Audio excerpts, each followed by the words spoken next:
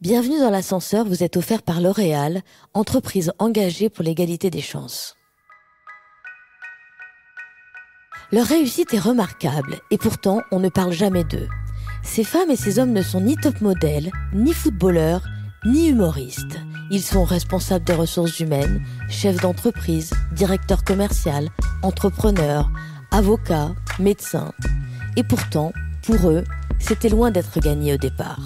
Tous sont issus de milieux modestes et tous ont déjoué les lois de la reproduction sociale. C'est parce qu'ils sont bien plus nombreux qu'on ne le dit, parce que leurs récits sont hyper inspirants, que je leur tends mon micro. Je m'appelle Anne-Cécile Sarfati, je suis journaliste et je travaille depuis des années sur l'égalité professionnelle et l'égalité des chances. Mon podcast, Bienvenue dans l'ascenseur, veut donner une voix à ces personnes au parcours incroyable que j'ai eu la chance de croiser. Bienvenue dans l'ascenseur. Être originaire d'un milieu social moins favorisé, je pense que m'a donné de la force. Pour moi, il n'y a pas de meilleure motivation que l'espoir que vos parents peuvent porter en nous. Mon travail a été pour moi un élément de réussite. En tout cas, ça a été mon ascenseur. Aujourd'hui, je rencontre Mohamed Ghanem, qui est né de parents illettrés dans un village de Tunisie. Il a fait ses études de médecine en France, dans un foyer Sonacotra, et désormais, il préside la Société française de cardiologie. Bonjour Mohamed Ghanem, entrons ensemble dans votre ascenseur social. Vous vous regardez dans le miroir, vous voyez qui ? Eh bien, je suis le docteur Mohamed Ghanem, je suis franco-tunisien. Je suis marié, je suis cardiologue, j'ai 4 enfants et 10 petits-enfants et je suis extrêmement heureux.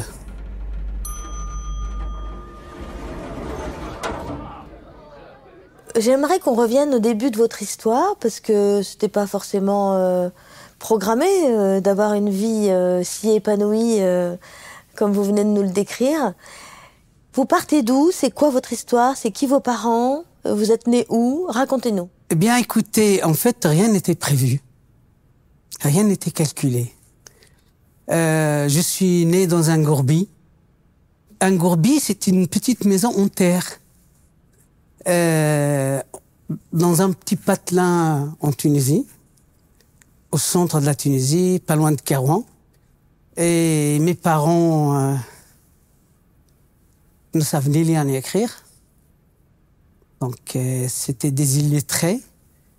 Mais ils avaient pour eux beaucoup d'ambition pour leurs enfants. Ils leur donnaient beaucoup d'amour.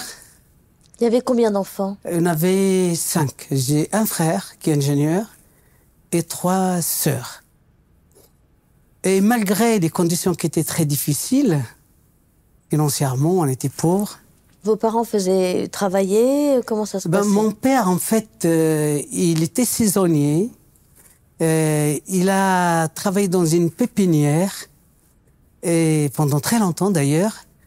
Et il était payé 280 millim par jour. C'est 3 fois rien, quoi. Et 1 kilo de semoule par jour. Donc, un petit peu en kilo de semoule. Il était payé en kilos de semoule. Oui. 1 kilo de semoule et 280 millim, ça veut dire vraiment 3 fois rien, quoi. Donc, sur le plan matériel, c'était compliqué. Mais comme je vous ai dit, en fait, à l'époque, ça a changé maintenant, hein, beaucoup. On avait quelques richards qui sont riches, mais qui avaient surtout des terrains, des vergers, etc. Mais dans la vie, on ne le voit pas.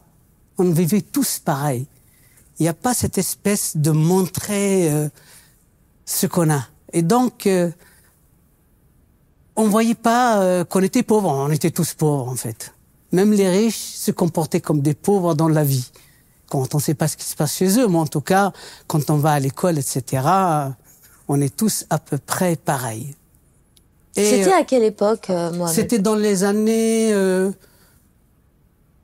60-70. Et j'avais de la chance parce que Bourguiba, à l'époque, dans les années 60, il a compris une chose. Il a compris que l'éducation, c'est à la base de la construction d'une société. Et il a mis des écoles partout. y compris dans notre petit patelin où il y avait quelques habitants. Et moi, quand j'étais à l'école, je reviens à l'école, en fait, les premières années, il n'y a pas assez d'élèves pour l'école. Du coup, mon père, il était pressé de me mettre à l'école parce qu'il savait que c'était ma seule chance. C'était notre seule chance. Il m'a mis à l'école à 4 ans, 7 mois. Donc au départ, ils m'ont pas pris parce que j'étais trop jeune. Et après, ils ont envoyé le gardien de l'école qui est venu me chercher alors que mon père n'était pas au courant parce que l'école manquait d'élèves. Et donc quand mon père est revenu du travail, j'étais à l'école et il savait pas. Et donc l'école de la République, que ce soit d'ailleurs en Tunisie quand moi j'étais ou pour mes enfants ici, était d'un grand apport. Et c'est vraiment, il faut, comment dire, toujours essayer de la valoriser et de la conserver pour que tout le monde ait la même chance.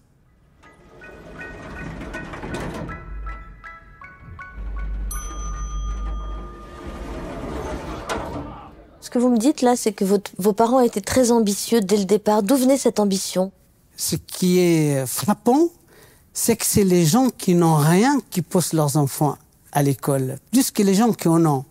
Parce qu'en fait, les gens qui ont des vergers, qui ont des biens, etc., ils mettent tout de suite leurs enfants avec eux. Qu'ils soient commerçants, ils vont faire du commerce, ou quand ils ont des vergers, ils vont être des paysans, etc. Mais quand on n'a rien, il n'y a qu'une seule chose, c'est envoyer l'enfant à l'école.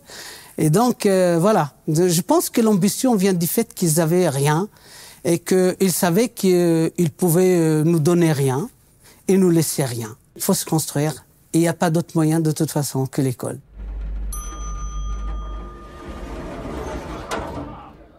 Alors comment ça s'est passé? Racontez-moi, parce qu'entre l'école dans votre petit village en Tunisie et aujourd'hui grand cardiologue français, qu'est-ce qui s'est passé?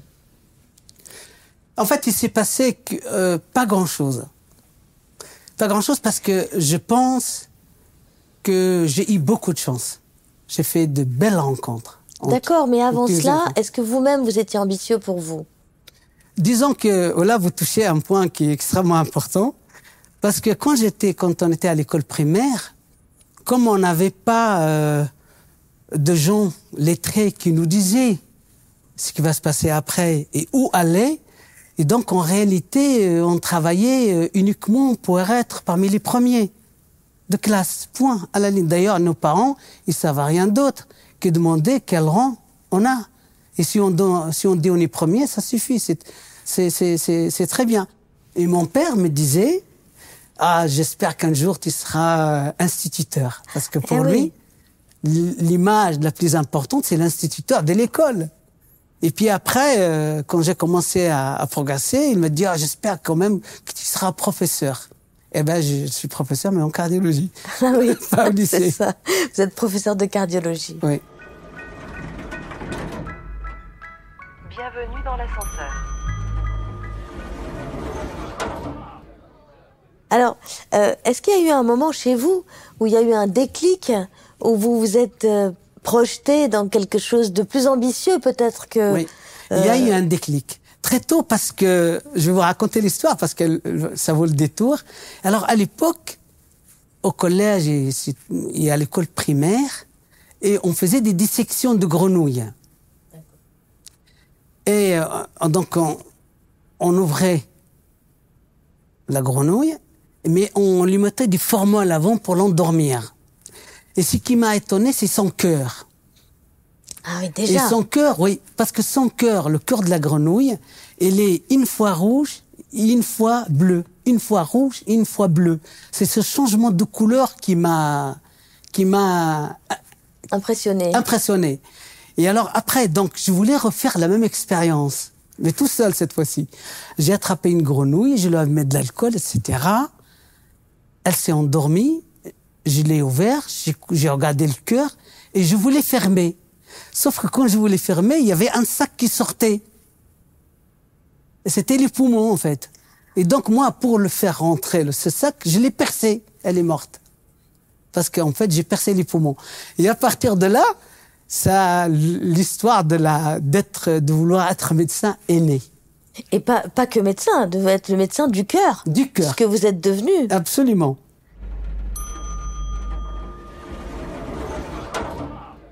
Je suis venu en France, mais je n'étais pas inscrit en médecine. Alors, quand je suis venu en France, en fait, j'avais personne, pas d'argent. Mes parents n'ont rien. J'avais un billet d'avion, aller-retour, en charter. Et j'avais mon bac, l'équivalence. C'est tout. Mais je veux faire médecine. Et donc, j'étais dans un foyer, rue Vaugirard. Un foyer, un foyer d'étudiants, parce que c'était l'été. Je suis venu en juillet. Et alors, j'ai un cousin qui travaille en France. Et je sais qu'il habite un foyer à Sonacotra, quelque part. Et un jour, je descends métro Luxembourg et j'ai dit à la dame comment je peux aller à Chilly-Mazarin. Elle me dit comment aller. Je prends le RER, je prends le bus et je vais à Chilly-Mazarin. Je trouve le foyer. Et figurez-vous, quelque chose d'extraordinaire arrive, c'est que mon cousin, ce jour-là, il est venu chercher son courrier, il n'habitait plus là-bas. Mais vous l'avez trouvé parce qu'il est venu chercher son courrier. Exact. C'est une chance incroyable. Incroyable. Une chance incroyable. Et je suis allé m'inscrire en médecine cette fois-ci. J'arrive à Odéon. Je donne mon bac.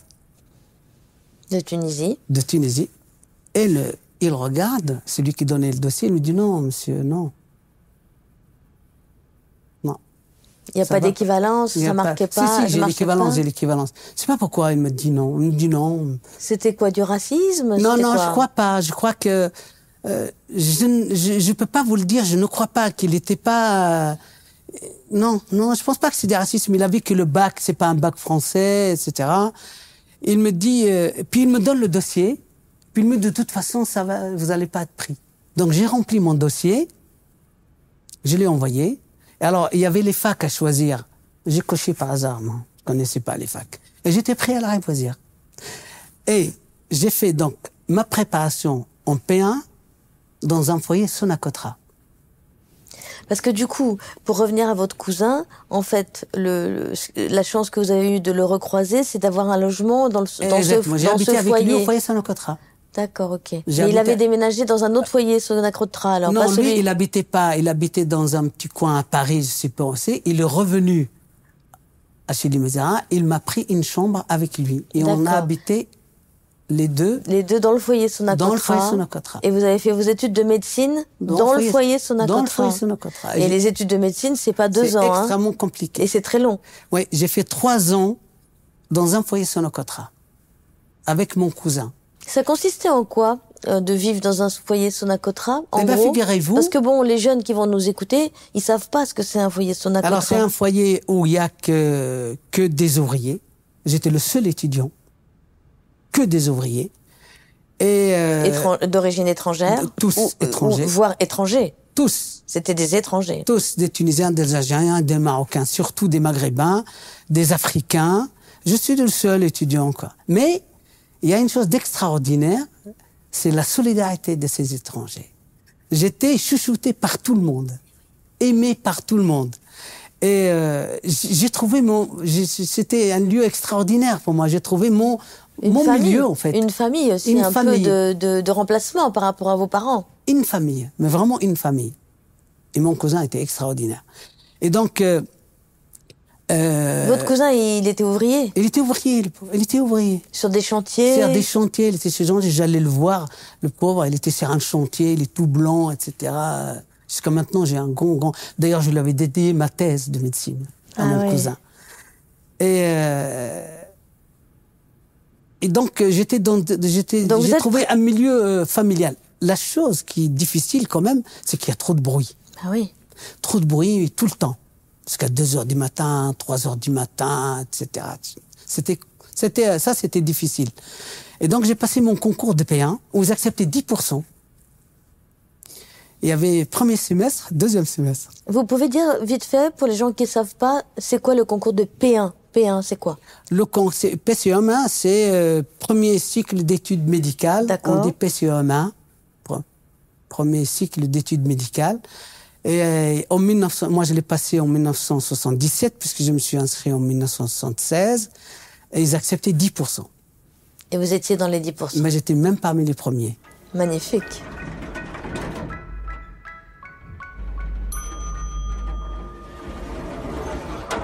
Donc j'étais pris premier semestre, mais il y a le deuxième semestre. Et oui, il faut pas se faire sortir. Ouais, c'est ça. Il faut pas se faire sortir, il faut le réussir aussi. Et donc moi, après le premier semestre, je suis rentré en Tunisie. Après le deuxième semestre, j'ai passé l'examen, deuxième semestre, mais je suis parti en Tunisie avant l'examen, avant le résultat. Avant le résultat. Et donc j'ai dit à mon cousin d'aller voir. Il est allé voir, mais il a vu le premier semestre. Il m'a dit, vous êtes reçu. J'étais content, on a fait la fête chez mes parents.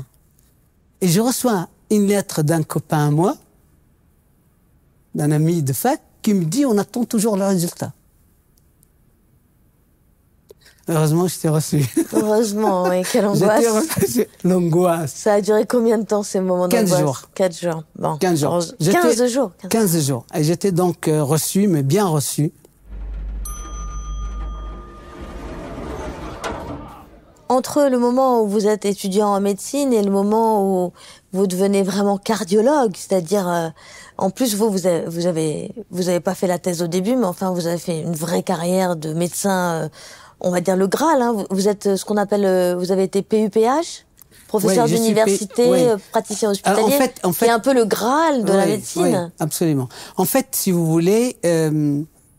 J'ai fait 6 ans de médecine. Entre-temps, j'ai rencontré ma femme. Alors oui, il faut en parler parce que ça fait partie aussi de votre Exactement, parcours. ça fait partie. Et ça vous a probablement aidé. Voilà. Alors. Non, mais c'est grâce à elle que j'ai réussi. C'est pas. Peut-être pas que grâce à elle quand même. Je vais vous raconter. Vous allez voir que c'est vrai ce que je raconte. Et donc ma femme, en fait, je l'ai rencontrée à l'hôpital. Elle était élève infirmière. D'accord. Et moi, j'étais en 4e de médecine. D'accord. À Fernand-Vidal, juste à côté. Et c'était. Donc, je venais d'arriver. Vous aviez quel âge, là ? J'avais 23, 24 ans. D'accord. Oui, c'est ça, 27, je sais plus, 24 ans. Oui, 24, 25 ans. Et donc, je suis petit, comme vous le voyez. Ils nous donnaient des blouses qui sont pour des géants, quoi. Moi, la blouse m'arrivait là, moi. Et donc, quand je suis dans le couloir, tout le monde me remarque, quoi. Ah oui. Le temps de la mettre faire à ma taille, elle passe à moi à l'hôpital. Et donc, je rencontre ma femme, elle allait poser une perfusion à un patient. Oui. Je lui dis, est-ce que tu peux m'apprendre à mettre une perfusion ? Elle me dit, viens avec moi. J'ai dit, non, tout à l'heure. Elle me dit, ah non. Elle m'a envoyé balader.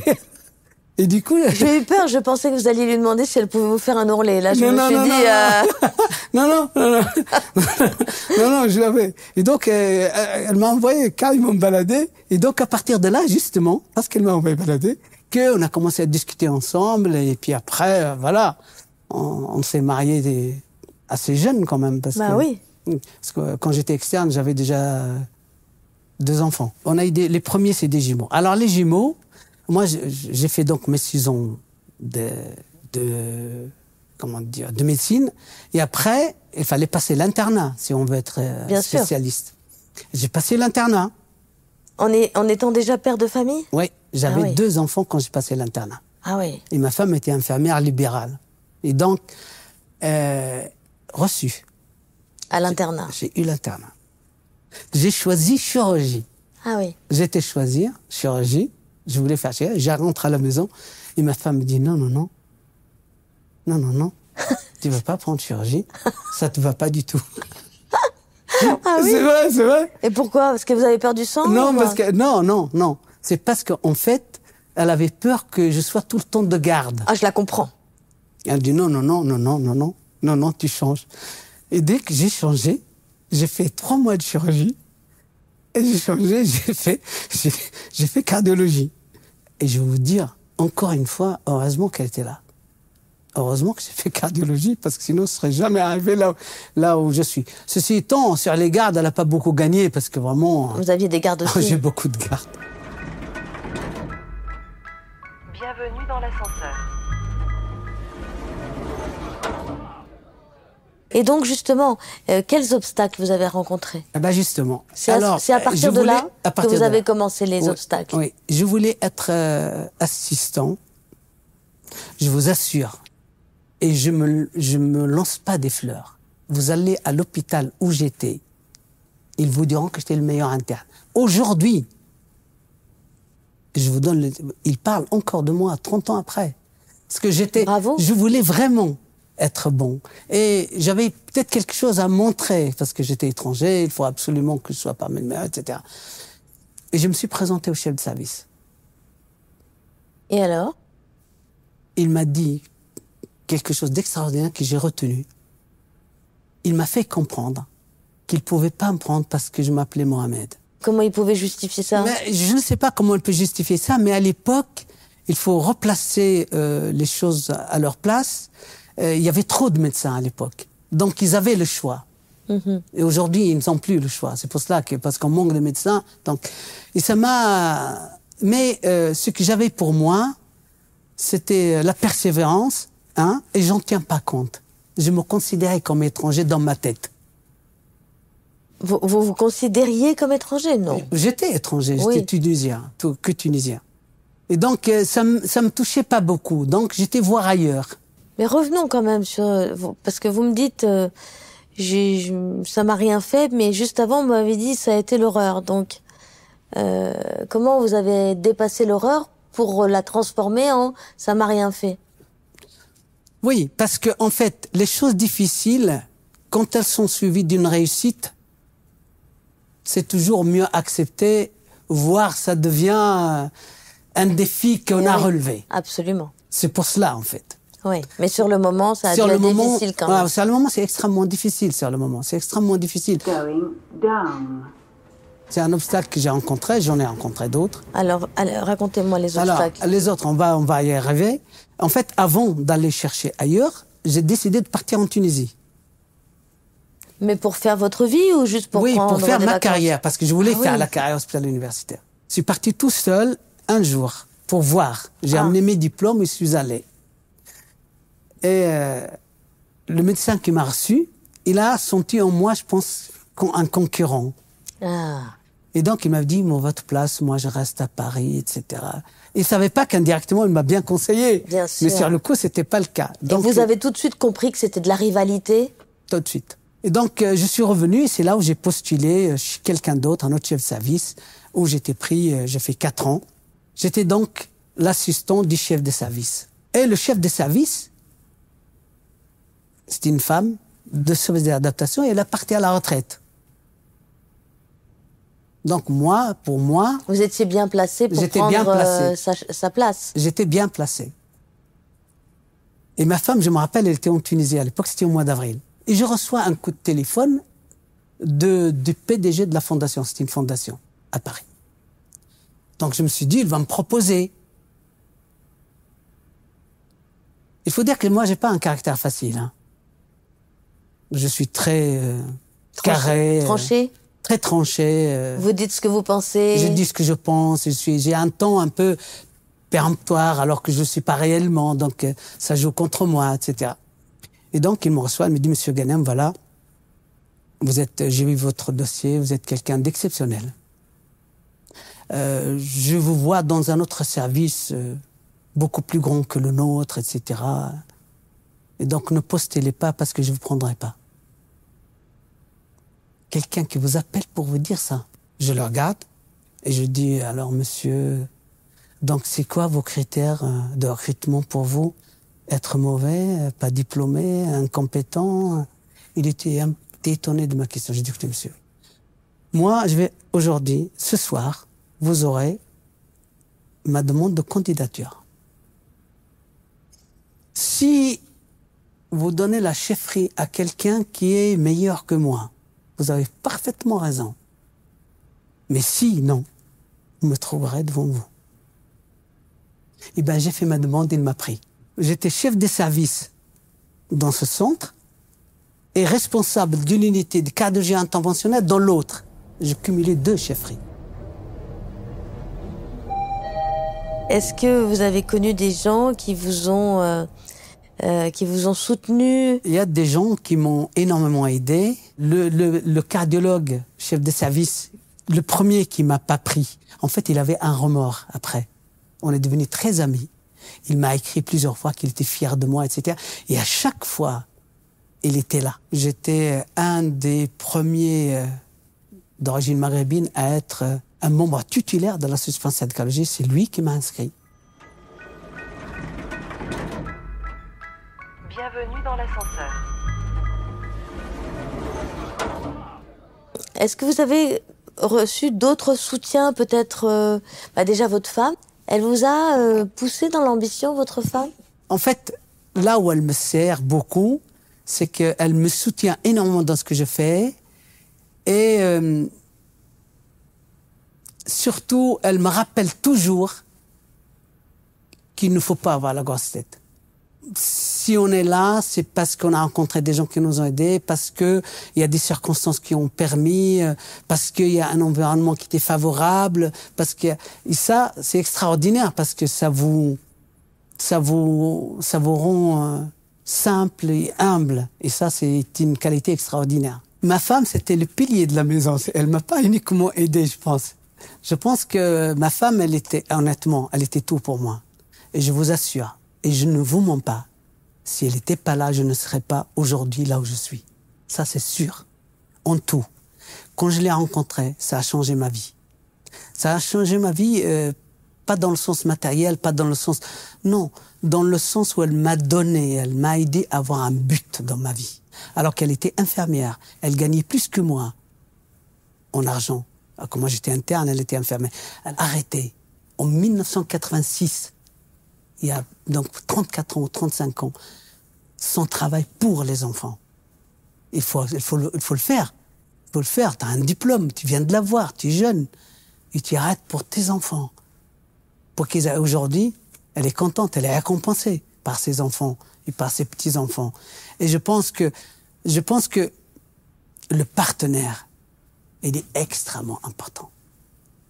Ou il t'aide à monter, ou il t'aide à rater. Alors justement, moi, je voudrais vous poser une question, parce que souvent, changer d'étage, enfin, s'élever socialement, prendre l'ascenseur social, souvent, ça conduit, pas forcément volontairement, mais à s'éloigner de son milieu d'origine. Moi, je suis toujours beaucoup attaché à mes origines. Non, pas du tout. Moi, je trouve que c'est l'inverse. Plus on s'élève, et plus on devient simple et humble. Et je pense que les gens qui se croient des gens importants, dans le fond, ils ne le sont pas. Quand on est important, on est simple, on est humble, on est à la disposition des gens, on aime les gens, on les aide, et surtout quand nous, on a bénéficié de cette ascenseur social, il est de notre devoir de passer le témoin et d'aider les autres. Et moi, je fais des consultations dans des associations gratuitement. On peut conserver ses origines, on peut conserver ses traditions, ses habitudes, mais cela ne nous empêche pas d'épouser aussi les habitudes des autres, les traditions des autres. C'est extrêmement enrichissant. Et moi, je pars du principe, la plus grande chance que j'ai eue, c'est partir vivre dans un autre pays et dans une autre société.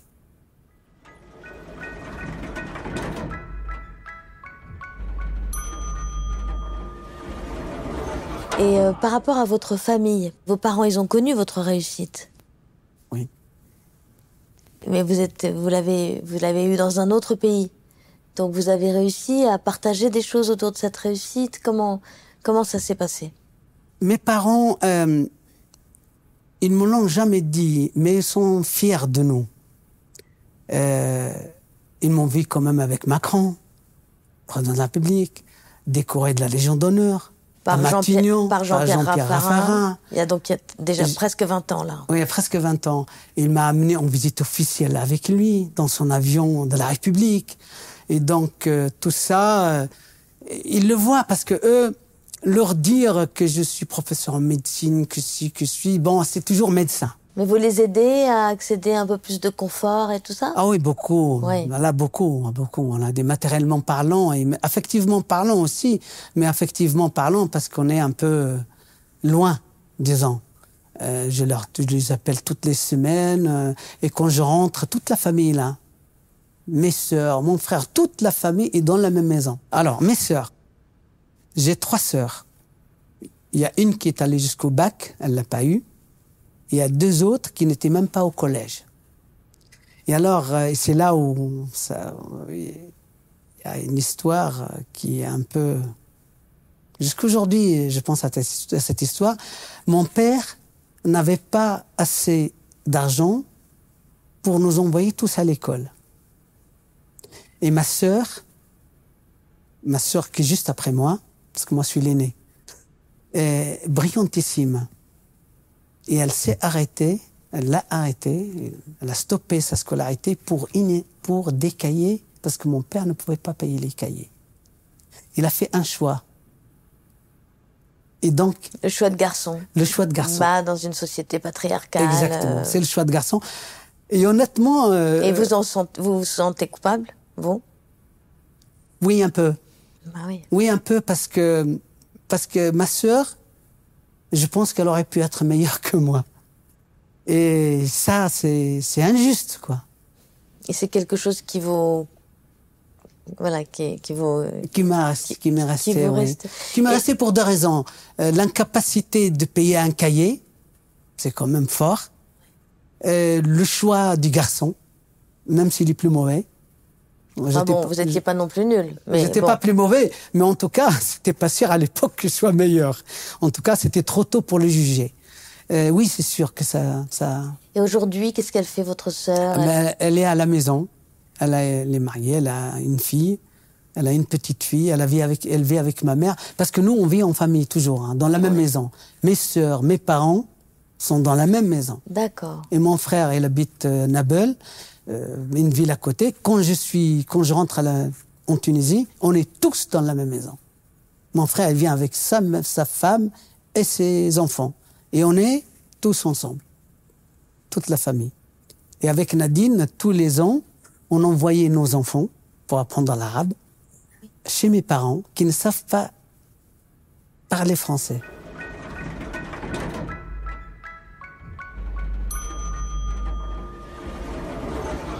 Est-ce que vous avez l'impression, Mohamed, que l'ascenseur social, c'était plus facile de votre temps qu'aujourd'hui? Fonctionnait mieux pour, je pense, plusieurs raisons. Je pense que la première raison, c'est qu'il y avait beaucoup plus de cohésion sociale avant que maintenant. Et je pense que l'école de la République fonctionnait beaucoup mieux avant que maintenant. Et peut-être que même financièrement parlant, on avait plus les moyens avant que maintenant. Maintenant, les moyens sont insuffisants, en tout cas, on le voit dans les hôpitaux, hein, parce que les exigences sont beaucoup plus nombreuses, la population vieillit, on a besoin plus de matériel, on a plus besoin d'accompagnement, l'hôpital, il a une fonction sociale que la clinique n'a pas.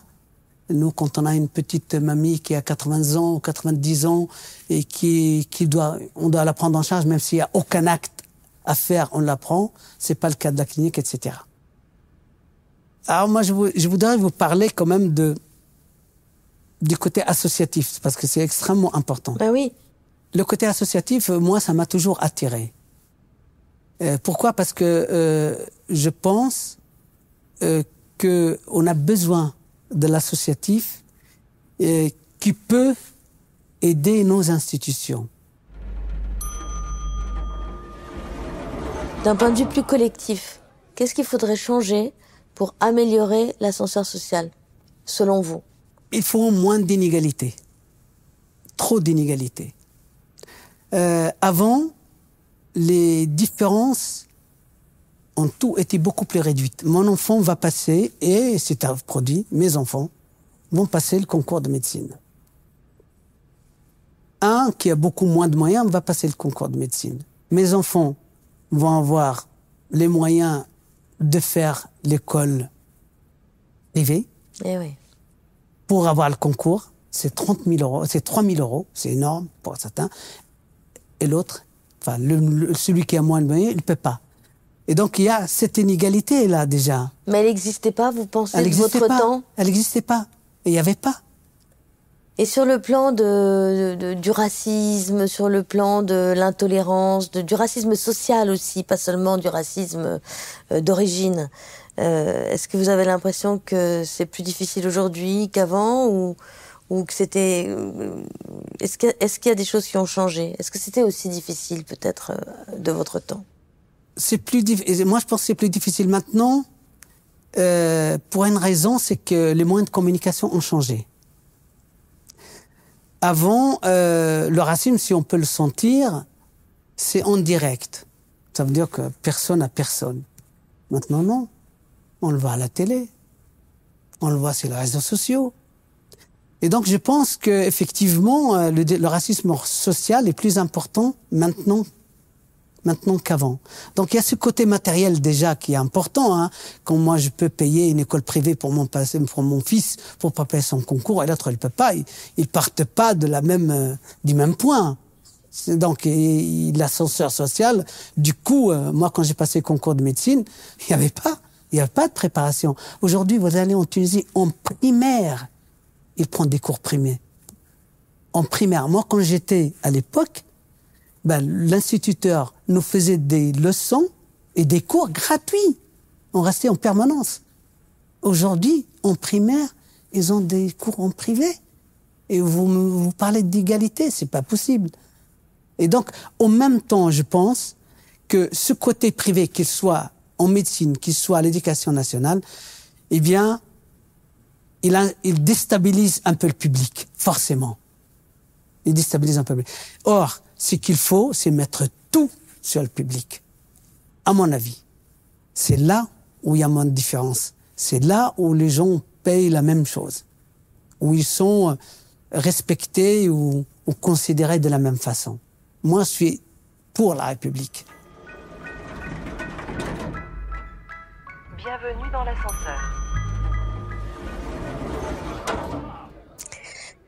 Quel conseil vous donneriez aux jeunes qui voudraient prendre l'ascenseur social? Mon conseil aux jeunes, c'est que tout le monde rencontre des difficultés.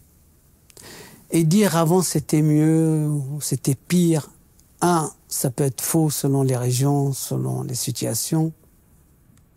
Et deux, ça ne change rien.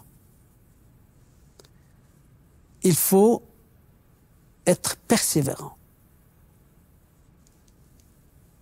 La persévérance est à la base de tout. Parce que la persévérance vous permet de dépasser les difficultés. Parce que si, à la moindre difficulté, vous arrêtez, vous ne réussirez pas. Le travail est une valeur extrêmement importante. Il faut beaucoup travailler. Il faut être persévérant, il faut travailler. Et moi, je rajouterais, il faut être honnête, parce que ça payera. Je pense qu'il y a toujours moyen de réussir. Et la preuve, c'est qu'il y a toujours des gens qui réussissent. Bah oui. Et quand on voit ceux qui réussissent, c'est toujours les mêmes. C'est les gens qui travaillent, qui sont persévérants, qui veulent arriver, qui démissionnent pas à la moindre difficulté. Mais tout le monde aura des difficultés. Moi, j'ai des difficultés. Vous avez des difficultés. Mais tout le monde. Mais les difficultés, s'il y a difficulté, il y a toujours un moyen de les résoudre. Et donc, il faut essayer de les résoudre, de ne pas démissionner. Et moi, je conseille aux jeunes de ne jamais démissionner. Et que si l'ascenseur social fonctionne moins bien aujourd'hui, ça ne veut pas dire qu'il n'y a pas moyen de réussir. Et moi, j'ai toujours dit à mes enfants que la réussite est possible et que c'est eux qui tiennent leur destin. Et s'ils veulent réussir, ils réussiront. Et mes enfants étaient tous à l'école publique. Aucun n'est allé un jour à l'école privée. Ils étaient ici, à côté, dans le 18e, à l'école primaire, ils étaient au lycée Jules Ferry. Et ils avaient 16 de moyenne, mes deux filles, au lycée Jules Ferry. Et pour vous dire qu'on peut toujours réussir, eh bien aujourd'hui, moi, je suis président de la Société française de cardiologie, la plus grande institution de cardiologie. Et je suis le seul Mohamed. Il y a un seul sur la liste arabe, c'est moi, Mohamed. Et le Mohamed, il est président. Et tout le reste, c'est des franco-français. Ça veut dire qu'on peut réussir. Et dans les moments, un dernier conseil, dans les moments de découragement qu'on peut rencontrer devant l'obstacle, devant la difficulté. Je pense que si on échoue quelque part, ça ne veut pas dire qu'on va échouer ailleurs. Ça veut dire qu'on peut réussir. En tout cas, il y a toujours un domaine où on peut réussir. Le tout est de trouver ce domaine et d'avoir le déclic pour ce domaine. On ne peut jamais être bon quand on n'aime pas la chose. Quand on aime, on peut ne pas être bon. Mais pour être bon, il faut vraiment aimer ce qu'on fait. Et moi, aujourd'hui, vous savez que si j'étais à la retraite aujourd'hui, j'ai gagné 1 000 euros plus que quand je travaille. Et je travaille en gagnant 1 000 euros de moins si j'étais à la retraite. Et je ne me vois pas être à la retraite. Et j'ai encore des choses à faire. Et surtout, aujourd'hui, moi, ce que je trouve important et ce que je trouve nécessaire, c'est que moi, ayant eu cette ascension sociale, ayant eu cette chance, ayant eu cette aide, je serais criminel de ne pas aider les autres.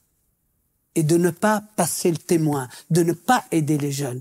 Parce qu'un pays sans jeunes, il n'a pas d'avenir. Merci beaucoup. Merci.